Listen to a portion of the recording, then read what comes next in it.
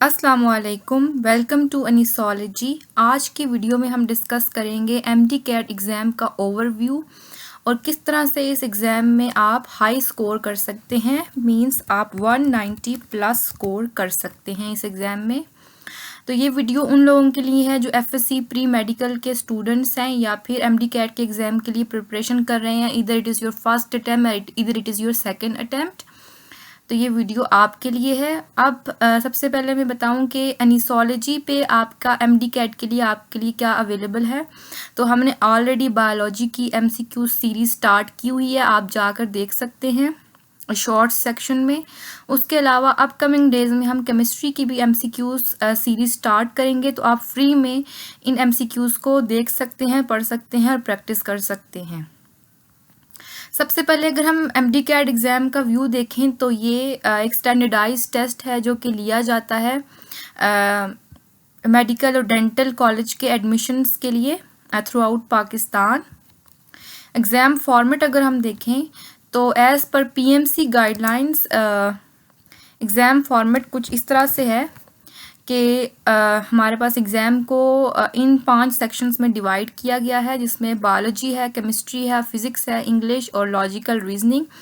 Biology, chemistry और physics जो है ये मेजर पोर्शन है एग्ज़ाम का, क्योंकि 68 एमसीक्यूज़ बायोलॉजी के पोर्शन से आते हैं और 54 एमसीक्यूज़ आते हैं फिज़िक्स के और केमिस्ट्री के पोर्शन से। इसके अलावा इंग्लिश से 18 और लॉजिकल रीजनिंग से 6 एमसीक्यूज़ आते हैं। ये भी इम्पॉर्टेंट सेक्शन है क्योंकि एमडी कैट में आपको पता है एक एक जो है वो मार्क्स बहुत इंपॉर्टेंट है। तो मेजर आपका जो सेक्शन है वो यहाँ से होगा और आपका माइनर पोर्शन जो है वो इंग्लिश और लॉजिकल रीजनिंग से होगा। आप इस चीज़ को माइंड में रख कर अपना टाइम हर सेक्शन को एलोकेट कीजिएगा। टोटल 200 एमसीक्यूज़ होते हैं और ड्यूरेशन जो होती है एग्ज़ाम की वो 3.5 आवर्स होती है। तो उसके अकॉर्डिंग आप अपने माइंड को तैयार रखिएगा और इस एग्ज़ाम में नेगेटिव मार्किंग नहीं होती। सबसे पहले अगर हम सब्जेक्ट वाइज प्रिपरेशन की बात करें तो सबसे पहले बायोलॉजी आ जाता है। बायोलॉजी के लिए आप ना सिर्फ मेमोराइजेशन पे फोकस कीजिए बल्कि आप अपने कॉन्सेप्ट्स को भी स्ट्रेंथन कीजिए और टेक्स्ट बुक्स को लाइन बाय लाइन ज़रूर स्टडी कीजिएगा। आप पीएमडीसी की वेबसाइट पर जाकर देख सकते हैं, उन्होंने कुछ चैप्टर्स मखसूस किए हुए हैं हर सेक्शन के, जो कि एमडी कैट के एग्ज़ाम में उन चैप्टर्स से जो है वो एमसीक्यूज़ पूछे जाएंगे। तो उन सारे चैप्टर्स को आप लाइन बाय लाइन प्रिपेयर कीजिए टेक्स्ट बुक से। उसके अलावा जो डायग्राम्स दी होती हैं या फिर पास्ट पेपर एमसीक्यूज़ होते हैं उनको भी ज़रूर देखिएगा। ना सिर्फ एमडी कैट के बल्कि जो बोर्ड के एग्ज़ाम के पास्ट पेपर एमसीक्यूज़ होते हैं उनको भी कंसल्ट कीजिएगा।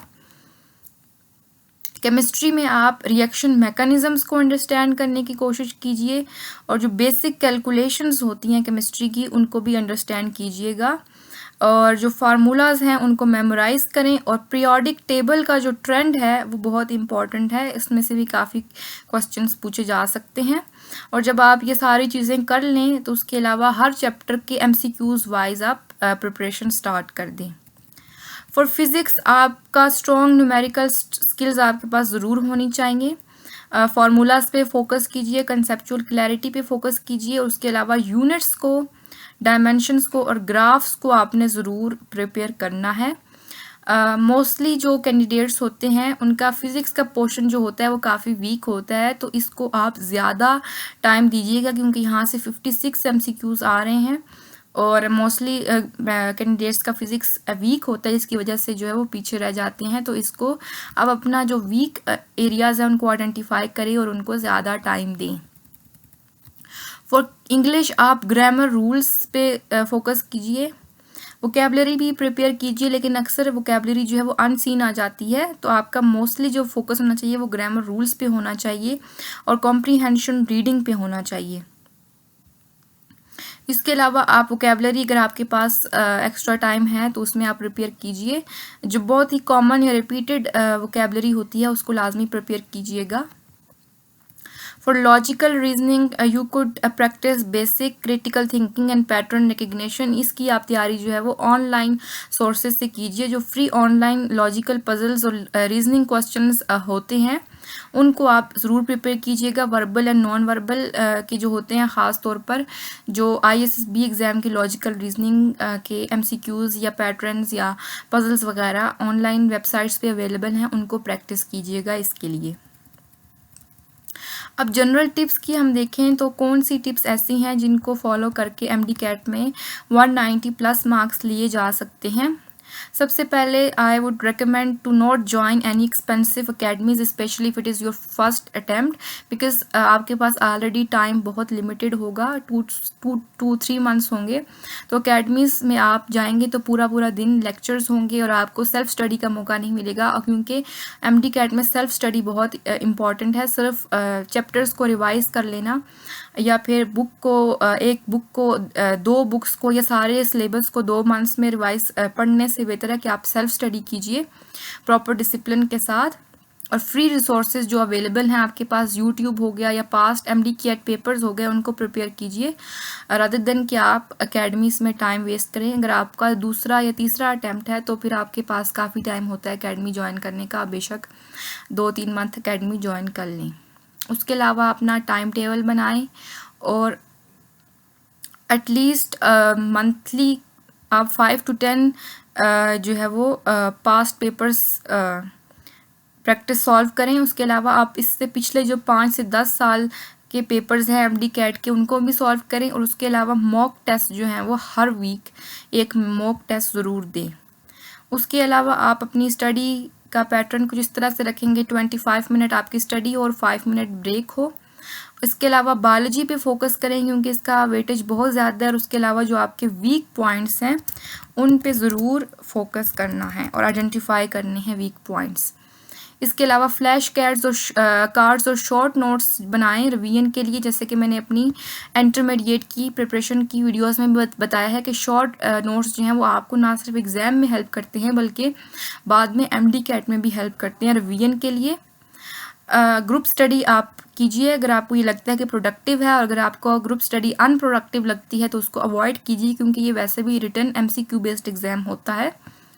उसके अलावा sleep well because it improves the brain retention capability.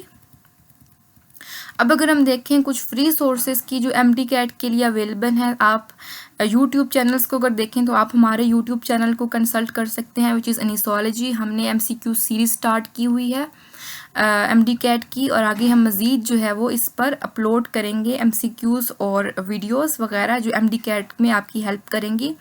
इसके अलावा आप इल्म की दुनिया देख सकते हैं, MD कैट गाइड देख सकते हैं।